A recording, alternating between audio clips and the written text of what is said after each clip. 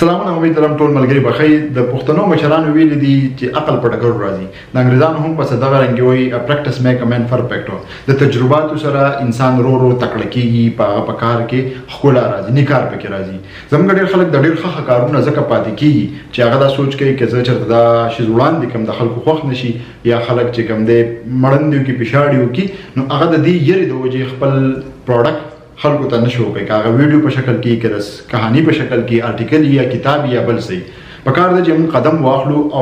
او نه که په خیسته انداز کې نشي او ټیم سره دا خیسته کیږي په دې باندې یو کتاب لیکل شوی دی کتاب کې هغه رائټر مختلف تجربات راټول کړي دي یو تجربه په کې دا هم وي چې یو ګروپ ته یو څو کسان وي هغه ته وایي چې تاسو 10 ورځې پورې یو ګمله جوړه کړئ د خاورونه او څومره تاسو طاقت لري قوت لري ټایم لري انرژي لري فوکس لري او علم لري اپ دی ولګول ټول نه خسته ګمله تاسو جوړه کړئ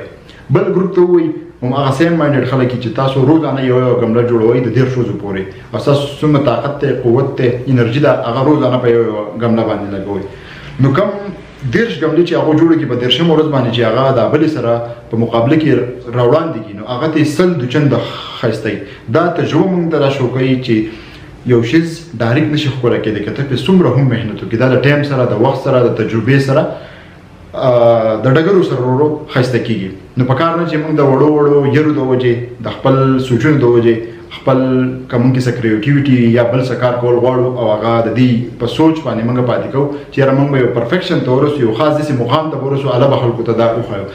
چې په کوم شکل کې تاسو له صدرزي په کار چې هغه تاسو عوام ته وړاندې کوي وای خای بیا د ټایم سره په دې باندې کوشش کوئ کته چرته بریاني پخې دا ممکن نه ده چې ته په اولنۍ ورځ باندې څنګه بریاني پخې کې هغه به د ټول دنیا د ټول اولنۍ او د ټول خسته بریاني وي نن به پخې کې به خرابې سبا له وته د مصالې د مالګې د اوبو د دې شیزونو اندازو لګي رو به یو شی سیوا کېبل به کمه او چې ته سل ورځې وروسته کم بریاني جوړې هغه به دینه 2000 د چنده خسته شي وي ځکه چې تاسو سره به تجربه د تجربې سره ډېر شیزونه په قلاره ټیک کیږي د تجربې سره یو شیز هم سم نه دی ګوره کم خلک چې ډېر پیسې د شیزونو اخلي هغه ځکه اخلي چې هغه سره تجربه اوس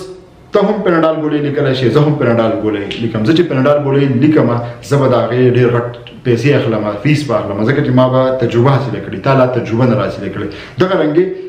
چې کوم پینټران یا بل څه وي هغه چې کوم کار کوي هغه ډېرې زیاتې پیسې ستاسو نه اخلي دا کار مطابق ځکه چې هغه د تجربې نه پس تاسو له هغه سروسز درکوي د تجربې څه قیمت نه وي دا ډېر زیات دروند شیز دی نو تاسو چې کم کار هم شروع کوئ په هغې کې تجربه حاصله کوئ د دې یاري نه چېرته هم مه پاتې کېږئ چې زه به خراب یم په اولنۍ ورځ باندې هر شی خرابي دا په قلاره رو ټیک کېږي ښایست د ټایم سره د تجربې سره راځي او د ښایست نه وروسته ستا دا